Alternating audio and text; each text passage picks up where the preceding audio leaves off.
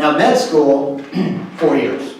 The first 2 years are basic science class. So you're in a classroom. So remember your science class in undergrad, but think of like 0 social skills. So, you know, all those, the dorks who sat in the front row? Well, the entire class is those people.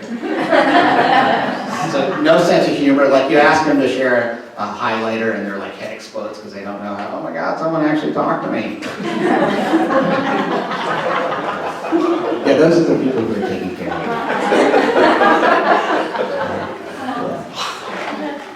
But I remember seeing this one kid who was dancing around from room to room.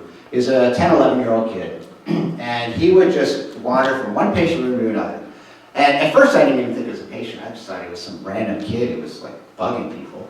But he had hospital pants on, and he had an IV in his arm, and he had a Band-Aid on his forehead. So this kid was running around, didn't act like a patient, didn't look like a patient. Kind of curious what was going on. And I asked the nurse, I said, what's with this kid? What's his story? They said, well, he's got leukemia. He's relapsed for the 3rd time. And for those of you who don't know, anybody with leukemia and kids who's relapsed, it's not a good situation. It is not a good situation at all. But he had finished his chemo. I said, well, if he finished his chemo, then why is he still here? They said, well, you know that Band-Aid on his forehead. I said, yeah, what, did he fall or something? And they said, no, he's got a fungal ball infection in his brain. And it had literally eaten through his skull out to the skin. And he was in there getting IV antifungal medications. And a fungal infection is what we call an opportunistic infection.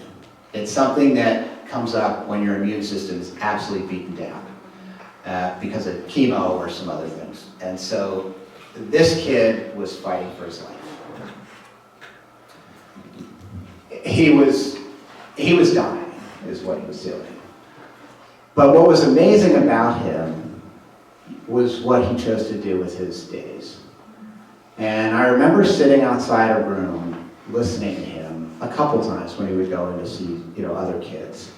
And it was clear that he wasn't, super friendly with all the kids. He was just bouncing around. And sometimes he would sit and do almost nothing, just play video games or just watch TV with them.